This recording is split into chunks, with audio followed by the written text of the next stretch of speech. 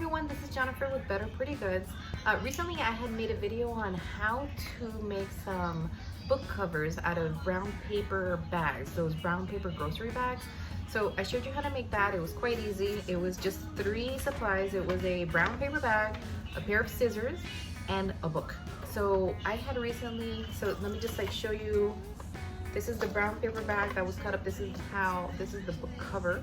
So you slip this inside each of the sleeves and you'll get a book cover. For this is, for instance, one that I made for a composition book. So this is a composition book cover, and I have a couple of these ready to go, so we're gonna decorate that another time. But I did do some other ones. I had found these little itty bitty books at the thrift store. So I did a couple of months ago. I did cover them with the brown paper bags, and these little books were, this is an elastic that was already on the books.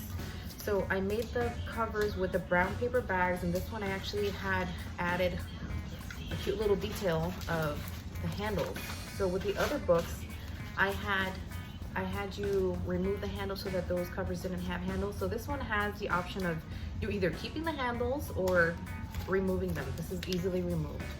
It's not stuck on, but it's not stuck on. Actually, let me show you. You see, you can actually just remove it. It's just a piece of the bag. So these we're gonna decorate at a later time, but I did have some that were already decorated, and I had used some leftover fabric. Sorry about that. The kid always comes into the video, so if you watch Donald when it happens. So getting back to this, so this is already made, and I actually liked that the bottom of the bag said recycled paper and sustainable and all that. So I kept that as part of the book cover design. So we'll work on this another time. I'll show you how I did that because it was a little bit more thought than just making a book cover for the other ones.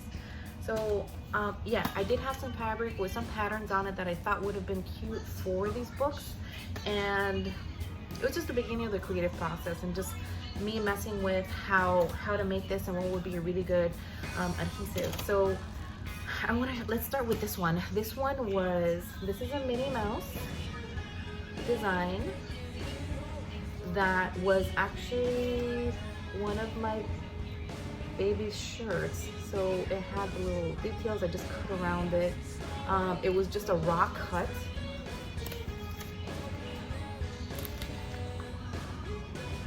And I kind of just made it fit. And I didn't mind that it was coming over and behind. So this is actually really cute for as a gift for yourself, or if you want to sell these. And then this was a pair of fleece pajama pants. So and it has those pants have a lot of snow glue, so I just cut one out, and I glued it on the front of this. So this is good for Christmas, as a Christmas gift. And you see, I'm going to show you also how I made this work. So there you go. This is a nice little gift.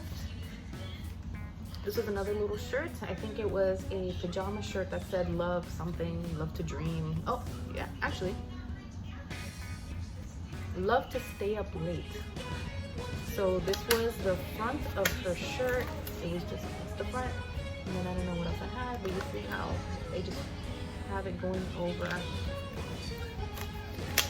onto the back, and everything is very raw. You know, I think that's a beauty. And then here I added, there was other little stars all over the shirt, so I just cut one or two, and then I placed another one here. And you can definitely add other elements to this. You can add stick-on rhinestones, or if you want to add ribbon or some other details. Just with this, I just really wanted to keep it all about the fabric and how I was going to make this fabric sustainable and use it and make it into something else that's even more beautiful. So this was a pair of denim overalls, and this is the front of the denim, and then this with it, I believe that this was some trim that was on the pant part. So I just cut the trim off, with leaving some of the denim. I didn't want to mess with this too much. So this was maybe a trim on some other part of the fabric. This was maybe on the pant. No, I don't know. I'm gonna have to start taking pictures of the garments before I actually start dissecting them. So that's the front. This is the front. The back has the paper bag details of sustainable and removable and super cute. And so these are just some of the books. I'll probably put these for sale online. I'll let you know. I'll link everything below. But I just wanted to show you that you can make this into anything. So this is going to be your composition book.